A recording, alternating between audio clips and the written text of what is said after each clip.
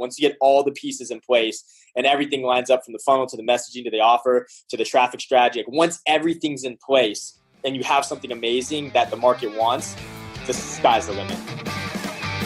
Welcome to Sold with Webinars, a podcast that aims to uncover how the most successful experts, coaches, consultants, and e-course professionals sell their products and services with just one sales presentation or webinar. A simple sales webinar can transform the business and life of a solopreneur. And this podcast will show you how other experts just like you are generating 6 and 7 figures per year online with their webinars. If you'd like to join our Facebook community where I share exclusive members-only content, join our Sold with Webinars Facebook group. For blogs, content, and information about our webinar services, visit thewebinaragency.com.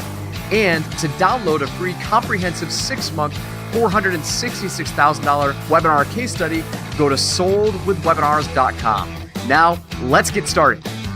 Hey, what's going on, experts? It's Joel here. Welcome to another very special episode of Sold with Webinars. I am extremely excited to bring on today's guest. I've got a guest interview for you today. It's been a while since I've done a guest interview, done a lot of solo episodes leading up to this. And unfortunately, I just missed this guy. I was down in Florida for about 5 weeks, and he is based in Orlando, which is about an hour and a half to 2 hours away from me, and a little jealous that I didn't get to connect with him. So today, we got a very special guest. His name is Blake Nubar. And Blake, welcome to the show, my man. Hey, Joe. I appreciate it, man. Thanks for having me. Man, we're going to have a lot of fun today. So I reached out to you. So we're it's May right now when we're recording this podcast. I reached out to you, I don't know, maybe 2 or 3 months ago. It was before I went down to Florida, took our little mini vacation. I was on social media and your name popped up, and I wish I could remember exactly where it popped up, but it was like, boom, Blake is crushing it with funnels. And so I remember stalking him a little bit, and somehow I stumbled on the fact that you were, a huge part behind Brian Page's webinar funnel.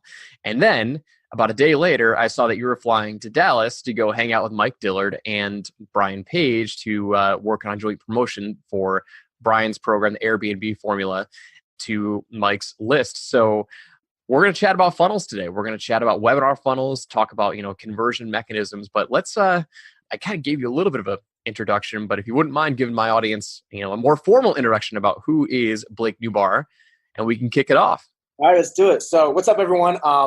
So basically I have probably one of your traditional stories. I was working the 9 to 5. Things weren't working out as anticipated, and I stumbled onto the world of marketing and funnels a few years ago, like 2 or 3 years ago, I'd say. And I've been a junkie ever since, just been addicted to it. It's been an incredible roller coaster, but basically been studying, become a student of the craft, and decided to open up my own agency revolved around funnels. So, in more words than needed, we help people make money online selling their skill sets, their services, their products, basically getting their message out to the world. That's what people come to me to help craft. So I create the campaigns and the funnels and strategies based around that. That's awesome, dude. Yeah. So we were chatting beforehand, and you've worked on lots of different projects, right? But now you're primarily heading towards the direction of focusing nearly exclusively on webinars, which is perfect, right? So one of the whole reasons why I wanted to have you on this podcast. So let's kind of talk about, let's start with the Brian Page webinar, because that one has been one of the most successful ones, one of the most popular ones in the affiliate marketing space and in the JV webinar space, right?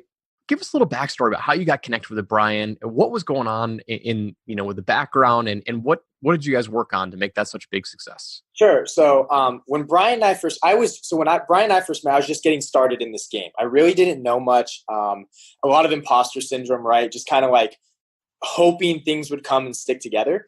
And we were connected by a mutual friend, Brian, who I didn't know at the time. He had like a tech issue. Brian was ground zero. He had a course. He had nothing else. And a lot of people don't know this, but Brian was first trying to make his money by selling it on JVZoo, which the mechanics weren't really there. The infrastructure, the campaign wasn't really built. It was just like put it on JVZoo and hope it sells. And that it just didn't work out as anticipated. So when I first met Brian, it was a tech issue. He's like, which I didn't really know tech, but I'm one of I'm types of people that like, just to get things moving, I'll go figure it out to try and get some type of relationship being built or whatever it might be that could like blossom into something more beautiful than that. And that's exactly what happened. So Brian came to me or we were connected. He had like some tech issues, like an SMTP thing. And I call him. I'm like, hey, Brian, my name's Blake. You don't really, like, we don't know each other, but we're connected. He's like, Blake, yeah, hey, listen, man, I got this tech issue. Can you figure it out? I'm like, yeah, man, no problem. Figure it out. That was kind of the end of it. 2 weeks later, I get a call from Brian. He's like, hey, man, like, I'm thinking about, like, we need a funnel. Like, I have this course, like, hasn't really done much yet. We're ground zero. And I'm like, you need a webinar funnel, man. And he's like, do you know anyone that can build one? And at the time, I really didn't know how to build. I could build one, but I didn't know the psychology and the framework that actually made one tick, you know? Yep. And I was like, yeah, dude, like I can build one. All like easy stuff. He's like, really? I'm like, yeah. And he's like, all right, you're hired. How much are you now? And I'm like, X amount an hour, man. Like, let's just start. He's like, good, let's build it. So we build this funnel. And we launched the course and like nothing happens. Like I went through iteration after iteration of this thing, just like, cause I was trying to get like creative with it and like make this pretty funnel, like modeling no one, and things just wouldn't work. And eventually, like after trial and error, Brian he was working on the presentation, which he nailed. We had the offer cracked down. We had it in this funnel and we had organic traffic strategies in place. Like 43 days later, we went from $0 to $1 million.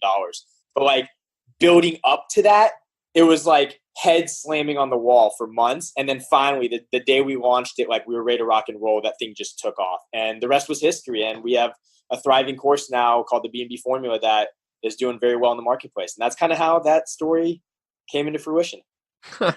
So you said 0 to $1 million, like once it finally ticked, right? Once it finally ticked, Yeah.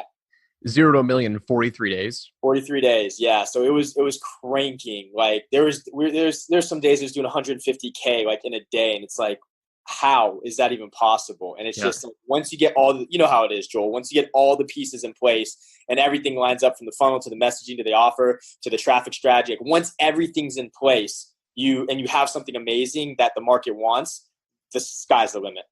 Yeah, that's awesome. So take me, I guess, like, explain what some of those hurdles were, because I know there's a lot of people that are listening right now. They're solopreneurs, they're bootstrapping it, and they're going to get discouraged because the first version that they launch bombs, right? Nobody's showing up to their webinar, whatever it is. And it seems like obviously you went through that with Brian. So from the technical side, with the webinar funnel side, like what were some of those hurdles that you guys had to overcome to finally make it all, seamlessly come together? Yeah. So when we first started, I would like create funnels with no strategy in place, just like completely green. I was like, oh, I can build a webinar funnel. This is what it's supposed to look like. And I build this thing, like the psychology wasn't there. The framework wasn't there. The messaging wasn't right throughout the funnel. And I would just build it because like, ClickFunnels has like templates and stuff. And you go grab a template. And what my biggest mistake was I failed to go after successful competitors selling similar info products and see what their frameworks looked like. So the first thing I did was just like, let me get like a funnel and let me put some stuff on it and hope it works. And like the opt-in rates were terrible. It didn't work. And iteration after iteration, I finally got better at saying, let me just go see what the best people in the space are doing. Like what's Diller doing? What's Ovens doing? What's Brunson doing? What are all these people? What's Fladwy and all of them? What are all these people doing? And when I took all their funnels and laid it out like on the floor, you could see a lot of similarities in the frameworks and the patterns that they had. And all I did was just model what they did. It's like, Brunson teaches this all the time. He's like, if they have a headline here, put a headline here. If they have a button here, put a button here.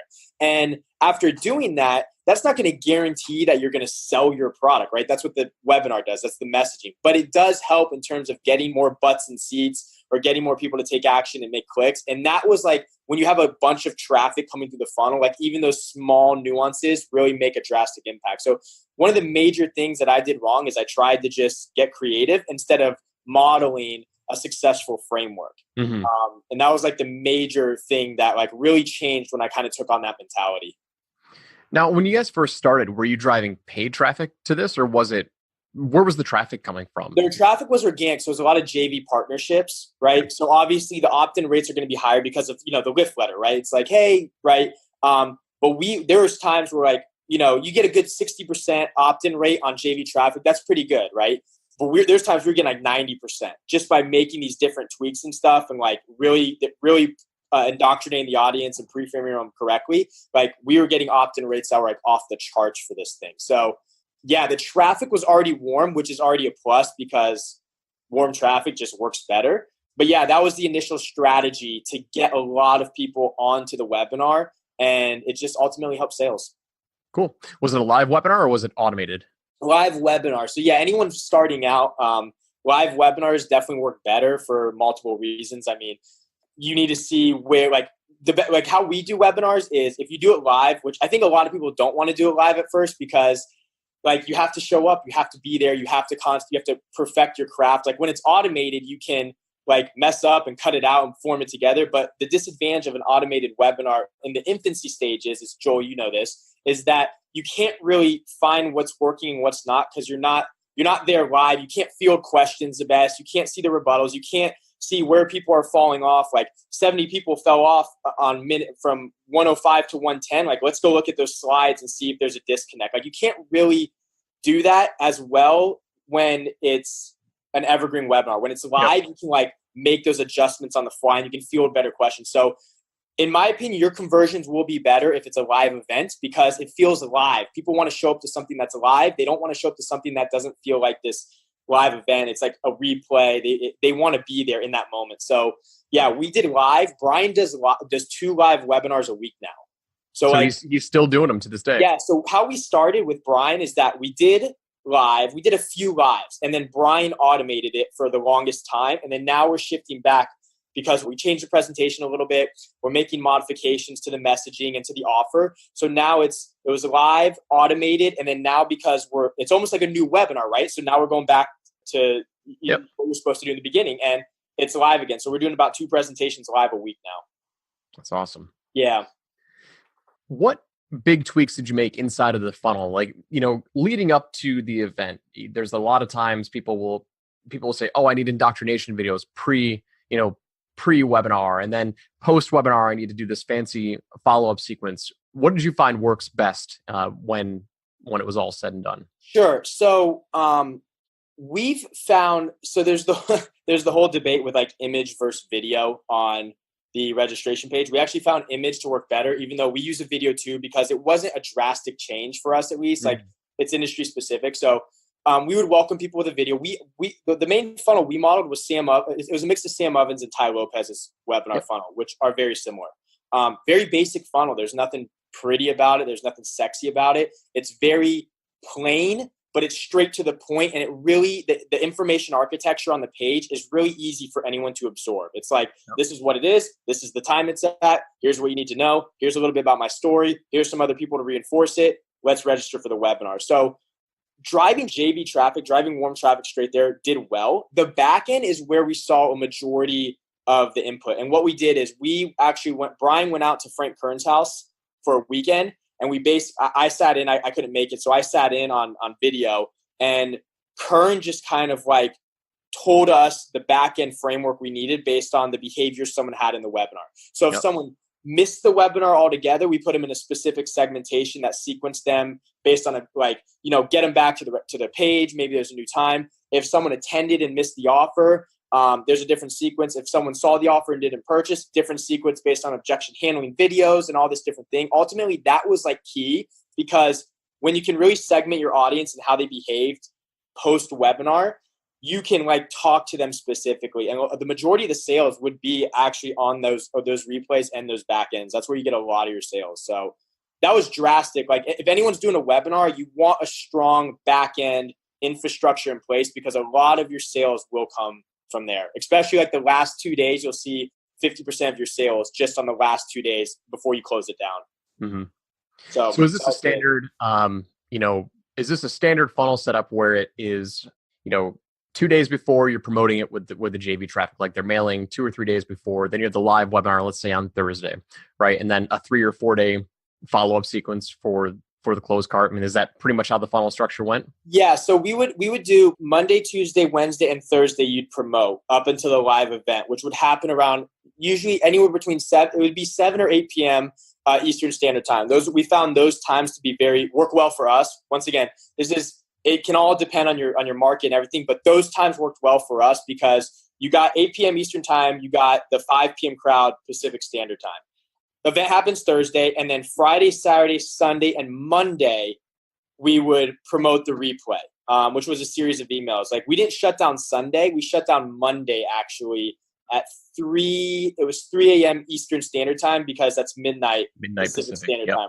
Yeah. So we found that to work very well. And then we'd see a ton of sales come in from Sunday and Monday because people react when they have to. And once you put that urgency and scarcity in, they have to stop procrastinating if they want something. And then when we shut it down like Monday at 12 p.m. PST. It went to a sorry, this offer's closed, like reach out to support with any questions. So like we legitimately shut it down. And then we would just run that over and over and over again with different JV traffic. And the conversions for Brian's webinar, they were off the charts. I've never seen a webinar convert the way his does, even like to this day online. Yeah. Yeah. So like, what did those conversion rates look like? You're talking like 15% live or 20% live? So it started out about 33% live. And then to this day, it's still converting around anywhere from 26 to like 35%. It's a monster. I've never seen anything like it before. It's a monster. Yeah, that's fantastic. I've never had a webinar convert like that. So I tell him I'm like, Brian, you have a wrecking ball right now. Like, yeah, I'll send him GIFs of like a person on a wrecking ball just slamming through because it's an amazing presentation with an amazing opportunity. Yeah, and so let's talk about that real quick because I think it's important to highlight. Like, when you've got a unique opportunity, something that really stands out in the marketplace that nobody else is doing, like look at the big crypto webinar that happened a year or so ago. I mean, they did like $25 million in sales. Don't quote me on that. I can't remember what it was, but it was astronomical. You know, the importance of having something that is completely new that nobody else has seen, and also simple and easy to model. I've watched one of Brian's webinars, and it's a very, very good presentation. It's all about how to lease Airbnb rentals or something like that without owning any of the property, right? So it's simple, it's easy. People think that they can do it, and they know that they can do it. There's a lot of great case studies and testimonials. It's fantastic. So that has a huge impact on conversion rates more than like any specific messaging or like, tweaks or hacks that can come up. So I just wanted to highlight that because it's extremely, extremely important. It's true. And to add to that, like at the end of the day, like a lot of stars have to align to really have this grand slam. Like you can make millions of dollars like doing something, but like if you want to be the one that's like the grand slam walk-off home run, you really have to have a unique opportunity that's like first mover advantage, right? To really capitalize on that. And on top of first mover advantage with something unique, the market has to be extremely big for you to capitalize on. Like, look, at the end of the day, you can go make a webinar and gear it towards a niche, right? But if you want like massive, massive impact, it has to be a very broad thing in the long run to really scale something. And I tell Brian all the time, I go, dude, you have like all of the pieces that you need to really blow this thing up to a 9-figure type of business. Like this is really one of those things. And like we talk about all the time on like the strategies to use, but ultimately to reinforce your point, like that is bigger than anything is to make sure that you are positioned inside a specific market that you can really capitalize on such a massive opportunity. Yep. 100%. So let's talk about now converting that live webinar to automated webinar, right? Because tons of times they get questions like, oh yeah, I get it. I want to do it live, X number of times, before and then turn it automated, right? Did you guys turn it automated and go to JV traffic as well? So did you send that to send JV traffic to the automated webinar as well? Yeah. So we did. It was the same thing when Brian felt like it was ready for the first version of this before it was changed. I think he did about 30 of them live. And then we went straight, we automated the thing. We use Webinar Jam, EverWebinar for the automated side. Go to Webinar for live. That's what we use for live. And we went straight to JV traffic, same strategy. We just converted it and went automated with it. So depending on the size of the JV, we either did a custom webinar for them, like we worked with them custom on it because they could put more seats, they could fill more seats. But if you couldn't fill a specific amount of seats, you would just run the evergreen, which is every 30 minutes. There's 3 specific times, like 2, 7, 11 a.m., 2 p.m., and 7 p.m. And it runs every 30 minutes as well. So that's what you would use if you couldn't fill as many seats. So just to be clear, when you say if they could fill as many seats, you would actually send them to GoToWebinar, right? And then you would just play an automated version. So it's like a simulated live event. It wasn't like evergreen. So it kind of depended. Like if it was massive, like if it's like Mike Dillard, right? Or someone big, if it's like Ty Lopez, we'll do a live with them. Like live webinar happening this time. If they could fill like a little over 200 plus seats, we'll do simulated like live. So you put bumpers in, right? Like, hey, what's up? Like you make it feel like it's live. And then if there's anything under about 200 seats, you just grab the link for the evergreen and then you promote it whenever you want. Yep. Very cool. Yeah. So when you guys did the evergreen webinar version, like with Ever Webinar, did you still have the same segmentation on the back end? Like if they watched, if they didn't watch, yep. So that was all plug and play. Same. We didn't change anything. We like to change like one variable at a time because then we just won't know what we messed up or what I messed up. Yeah. So kept everything the same. And then really just, it was just the difference between, is it live or like live is really kind of the thing. Yep. Awesome, dude. Well, let's talk about something else, right? So we spent a lot of time on Brian Page's webinar, which is fantastic. I just watched him with his promotion with Mike Dillard. That was fantastic. But what else have you seen work in the world of webinar funnels? Like, so let's kind of go the alternate route. Like, okay, cool. We don't have, non-Brian Page, like someone for the solopreneur who is building their own webinar. They've got their own course. Like, what are you seeing work in the world of, what else are you seeing work in the world of webinar funnels? Yeah. So, we'll start on the messaging. So what I've seen work in the messaging style is like, obviously there's a framework. When we create a webinar, like we don't follow one framework. We follow like 1,000 and we kind of pick the best webinars we see online in that specific market. And we'll pull different pieces. Like, look, there is no like perfect webinar, right? Like there's a script for one, but that's like a way to codify it for like us to use. But ultimately, if you want to create an amazing webinar, everyone's story is different. Yep. And there's no template to follow on that. Like you can follow something if you're making it, but ultimately like it's all about your story and your angle.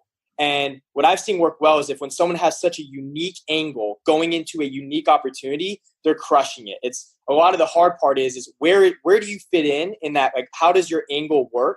Like, what's your arbitrage? What are you giving people that's going to give them the opportunity to succeed online in any specific space? That I've seen when people can nail down that messaging and angle, they are already off to a great start. In terms of the funnel, just some random things we've tested. I've seen that if you ask for their phone number, we've seen more people show up if you ask for their phone number, but you don't make it required.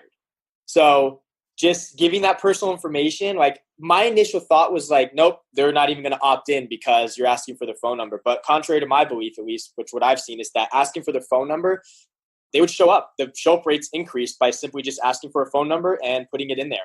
Yeah, it's crazy. So not even using any follow-up, like not even leveraging the phone number, just asking for it? We would send a text 15 minutes before, but even that, like sometimes it wouldn't fire because if you register like at minute 9, you just still might go do thing. But just the fact that they gave the phone number, it's almost like they invested more of their personal information. So we saw more show-ups.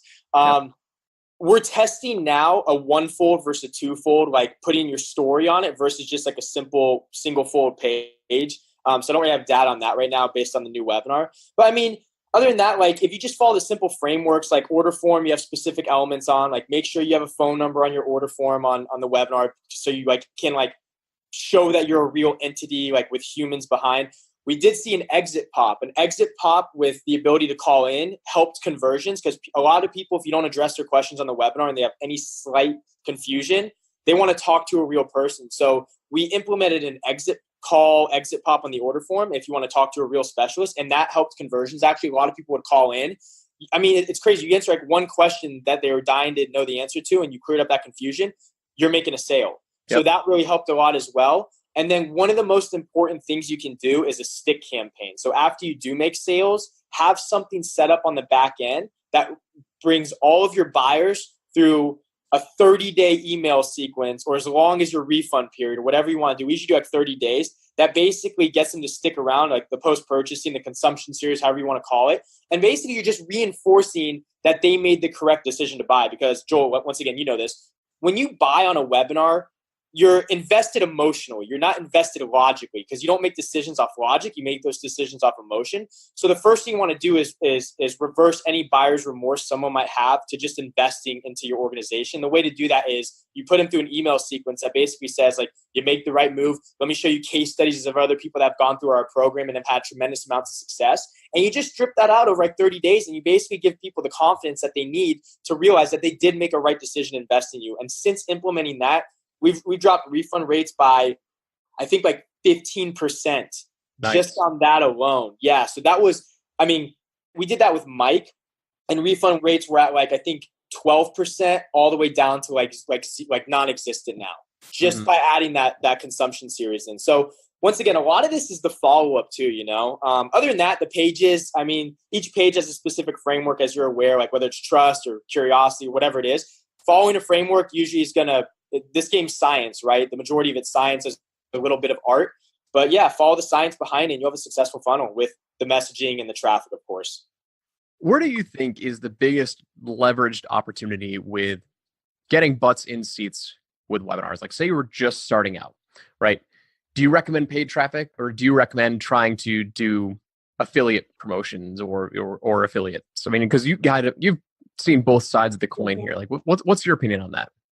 So me personally, I'm a fan of going JV first for a couple of reasons. When you go JV first, one, it's the upfront capital investment is much lower because anyone that doesn't know, a joint venture, it's just a channel partnership. It's like the new online term for a channel partnership. Mm-hmm. You have an offer, you have a product, but you don't have a list. So you go to someone that has a list and you say, hey, I have the product, you have the list, let's come together, we'll split revenue. And the reason I like that model is for two things. One, lower upfront capital investment because you're splitting revenue. And two, which is most important, you get to prove concept before unloading all of this money into cold traffic. And a lot of the times when that happens in the infancy stages, you can just see all your money evaporate. So the most important thing you want to do is prove that what you have is something that the market wants. And once you do that, my strategy has always been invest heavily in JV, because JV traffic can be huge and when I mean invest heavily, I mean like time and put that into it.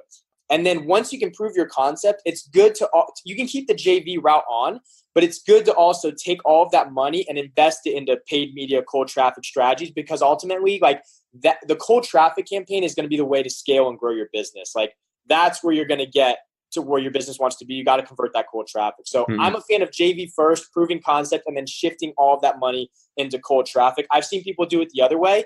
The one thing I've noticed about people that do it the opposite way is they have a strong foundation to run their campaign off of. And what I mean by that is, like, they're already kind of a who's who, or they have an extremely successful track record. They got a brand, yeah. Yeah, they got a brand. They can talk about it. And the next thing I've noticed about them, that when you run cold traffic, you have to do something completely ridiculous in terms of how amazing, whether it's a video promo, whether it's some type of advertisement campaign. It can't just be like a random image and maybe a story. You got to go above and beyond and have something like that's just going to stop people in their tracks, and their brain just says, I've never seen something that crazy or that awesome before. Let me click on that. And I've noticed a lot of people that have taken that flagship route to start with that strong promo have done very well when launching cold traffic. Yep.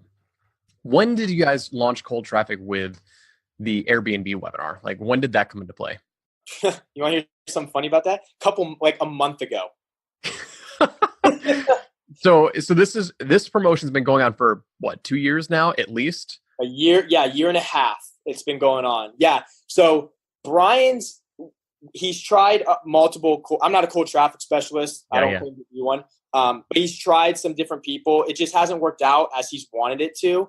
So finally, he's made the shift to like putting the team in place he really needs to launch that cold traffic. So a lot of the majority of the B&B has been organic. We've had cold traffic sales. We've done, there's times where you're doing a few thousand a day. Nothing to brag about, but we've done a decent amount of money with cold traffic, but it wasn't working on the level he wanted to. So finally, like about a month ago, cold traffic's turned on, and it's starting to do really well. Cool. So the lesson learned is, there's traffic out there, because I think a lot of us have been just conditioned to go straight for paid ads and starting out a brand new offer with cold traffic. And that's That's tough. It can work. I've seen it work a lot. I've seen it work very, very well, but it can, especially if we don't have a big budget. I mean, the last thing that you want is to be pigeonholed and to feel like this has to work or else. Right. Yes. So I think it's extremely, extremely valuable to understand that there is traffic out there. Split the revenue, whatever percentage, use somebody else's audience to test your messaging, test all the components, right? Do you handle anything on the JV traffic side? Like, do you reach out to channel partners? Like, do you do? So I hired an affiliate, a JV partner manager. So basically, there's two ways to do it, right? The Dream 100, which I believe is a cool concept, but I don't think a lot of people really execute on it just because it's an overwhelming process, right? Yep. It's funny, every time at Funnel Hacking Live, I see the Dream 100. I just whoever the speaker is at that point talking about it, and it goes, who implemented the Dream 100? Like, it's crickets, because the process is just depressing. Yeah, it's like, oh God. And for that reason, I know most people don't do the Dream 100. And if they start, it's they'll probably fizzle out with it. So you can still do the Dream 100, but you don't have to make it your role. So what I did is I hired a JV partner manager, and her responsibility is to be the Dream 100. And the way she does it is not necessarily making a video for every partner and hey, come promote my thing, we're doing a big launch. I hired someone that already had the relationships and had the Rolodex. So then it was hey, she would go to them and go, hey, I got this new offer, check it out. They're more receptive of that information because they trust her and they trust that she's going to bring good offers to them. Mm-hmm. So my strategy and Brian's strategy too was we just hired JV partner managers who had the Rolodex, and they brought us our Dream 100. And that is how we fulfilled on the JV side. So there's two ways to do it. Either you're going to do the legwork, or you're going to pay someone else to do the legwork. So that's what we both did, was we found someone that already had that skill set and already had those relationships. And then they brought us the traffic we were looking for. And a typical JV partner manager will take, I don't know, around 10 to 15% of the sale. Yeah, 10%, anywhere. I've seen as low as 5. I've seen as high as 15%. And then usually they take a retainer, a monthly retainer, just to kind of keep it. Yeah, part of their model. And honestly, it's the least of your concerns, because if they're doing their job correctly, it's nothing to even flinch at. It's well worth it. Yep. Yeah, 100%. Now, how important is it to focus on the back end, right? Are there any back end upsells for this? Because here's what's going through my head, right? This is great. Partner channels and JV affiliate managers, because they're going to take a percentage. Then your actual affiliate takes 40 to 50% of the sales, right? So let's say you're making $1,000 offer and you've got a partner manager who's taking 10%. Your affiliate takes 50%, right? So now that's 60% already gone off the top. Now, granted, you don't have any risk up front because you're not paying for ads, but then you've got any team and support that you've got to handle, right? Sure. How important is it to have the back end in place to really capitalize on this? The back end is really important, regardless if you're sitting on a cash cow or not, right? Because look, the B&B, in my opinion, it's an anomaly. It's a very unique offer. Brian's doing very well, and Brian, currently the B&B formula does not have a back end offer in yet, but he's working on the different types of Really? They don't have a back end? No back end. Core offer. Wow. The B&B formula is laser focused one thing right now. He has front ends in place. He just did a book funnel. He has a book funnel in place to ascend those relationships to the actual core. But in terms of a coaching program or a mastermind, that stuff is not, those back end offers have not been created yet. Brian wanted to go more of I think at the time it was less fulfillment. The route he had the cash cow right there, the one core offer, less fulfillment. But now I think he's starting to realize that he wants those back end offers in place. So regardless, if you have an amazing offer or it's kind of just floating there, your real money is going to be made on the back end, because look, you have customers now, right? And your customers that are successful are going to demand more of you. And they're going to go, well, what's next? Now I'm making $100,000 a month on Airbnb. What's your next thing you got for me to make more money? And that's where you want to capitalize. So when you do have a ton of customers, build something bigger and charge more money for it and ascend that relationship. Because ultimately, people are paying for more access. That's the value ladder. You start in the beginning, way less access, you can't touch me. You get up to my core, you get closer to me. You get to the back end, you and me are having one-on-one conversations. So that's what people are willing to pay for. And ultimately, as more access towards you, the more money you can charge. So if you want to explode your business and make the majority of sales, you got to have that back end offer 100%. B&B, as one of my clients, he's just now putting it into place. Yeah. You know, what's fascinating is, so our agency, we have a service where we focus on email campaigns for webinar clients that have existing email lists, primarily for people that have partner traffic, like, and have a decent sized buyers list. We had one client who had two clients who had just 150 person customer list from a course that they were selling. And we pitched them a $5,000 offer strictly with email, no landing pages, no web pages, nothing. It was all closed via email, like email chat, like back and forth via email. Right. And both of those campaigns, we did 25 grand from a tiny 150 person list. There is so much potential. Those are very unique campaigns that I haven't let the cat out of the bag, and I don't think I'm going to, because they're working very, very well. That's your intellectual property.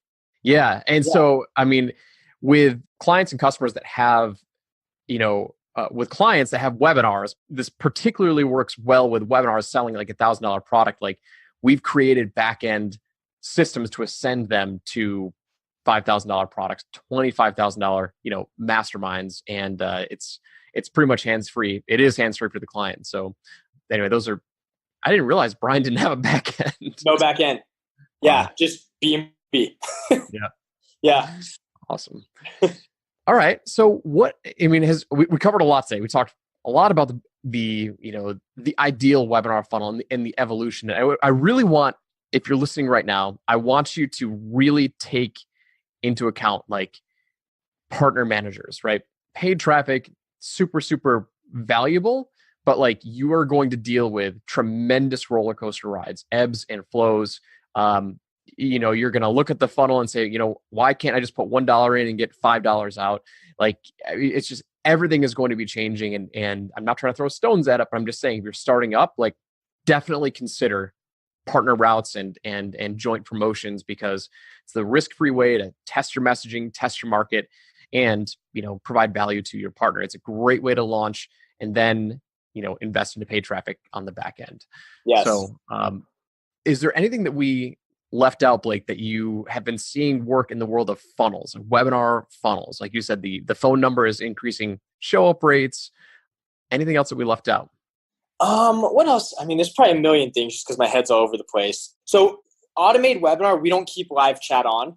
You can, if you have someone automated. We found that worked well. If you have someone to be live on those, not live, but they're inside of those webinar sessions, it's good. Other than that, I'd recommend keeping it off, just because you're going to get trolls and you're going to get people that are just, for whatever reason, they're there just to cause havoc. And so we keep it off. You keep the questions on, let people submit questions, because you'll get a lot of good, valuable questions there. We have a message that pops up inside of the webinar to let people know like we're about to start. We haven't tested that per se, but we just feel like it keeps the warm and fuzzy. Webinar Gym gives you that functionality to do it.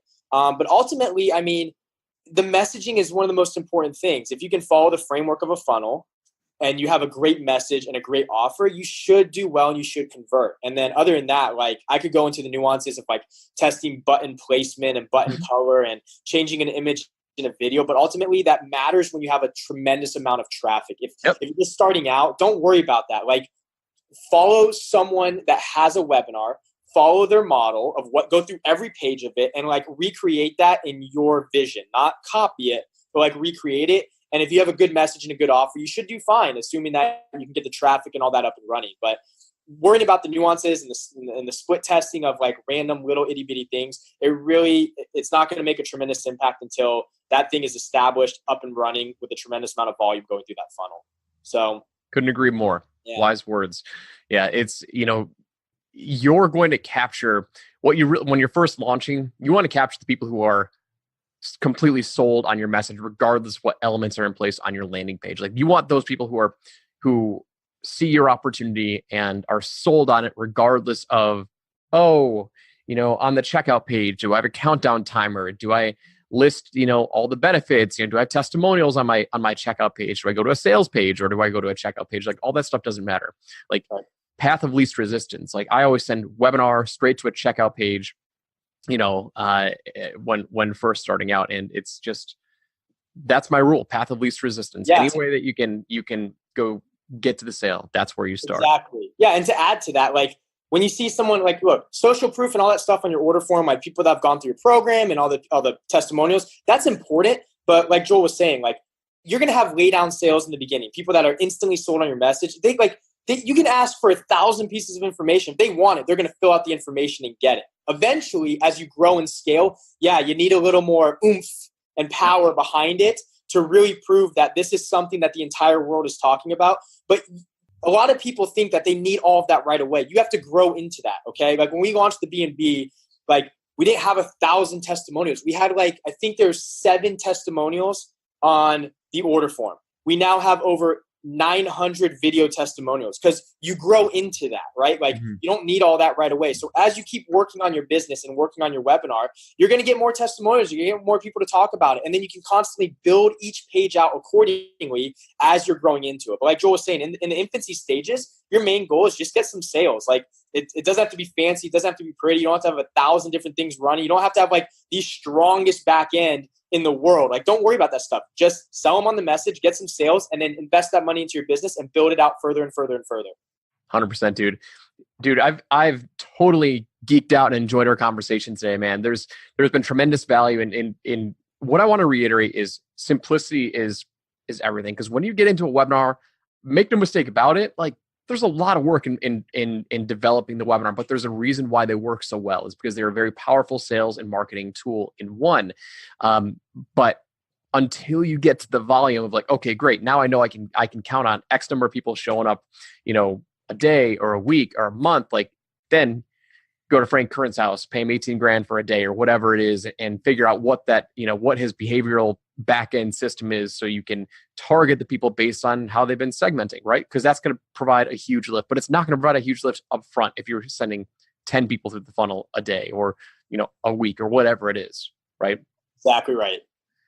Awesome. Well, Blake, where can people reach out to you? Where can people connect with you, follow your stuff, and check out more information? Sure. Yeah. There's really 3 spots. I tell people, Facebook, I'm just a normal guy. You guys can hit me up on Messenger. I'll reply whenever I can. That's one thing I will reply. It's just whenever I can reply. Follow me there. You can go to blakenubar.com, learn a little bit more information about me. And then I also have a program out called Funnel Formula that we just launched. So you can get some more information about that as well. So those are the 3 spots. Facebook's probably the best way to just hit me up. Nice. So with Funnel Formula, you're launching that via webinar? Yeah, we launched with Bob Proctor February 7th. So like 3 months ago. Nice. Webinar. We did a webinar. Everything I've told you guys here today is exactly what I do. Nothing new, nothing less. Same thing, building it out as we build out this business more and more. So yeah, we launched via webinar. That's awesome. So you hired a JV manager hired a JV manager. Yep. Hired a JV manager, did the Dream 100, and it's done a fair amount in sales. Very happy with the results so far. So it's follow that framework. Everything Joel and I have said on this entire podcast, if you have a webinar, like just follow that and it will come back and come to fruition for you. I promise you that. That's awesome, dude. Blake, I've appreciated this. If you are listening right now, please go reach out to Blake. Let him know you heard him on Sold with Webinars. Give him a shout out. Dude's a smart guy. He's a generous man. And I know you're going to get tremendous value from what he's sharing on social and with his program. So, Blake, I appreciate it. And we'll see you all on the next episode. Take care. Appreciate it, man. Thanks so much for listening. We hope you enjoyed today's episode, and we look forward to giving you the next one. For blogs, content, and information about our webinar services, be sure to visit thewebinaragency.com. If you'd like to download a free comprehensive 6-month, $466,000 webinar case study, go to soldwithwebinars.com. And if you'd like to join our Facebook community where I share exclusive members-only content, join our Sold with Webinars Facebook group. Finally, if you enjoy this content, be sure to give us an honest review on iTunes, Stitcher, or wherever you listen to podcasts. Join us next time, and I'll see you there.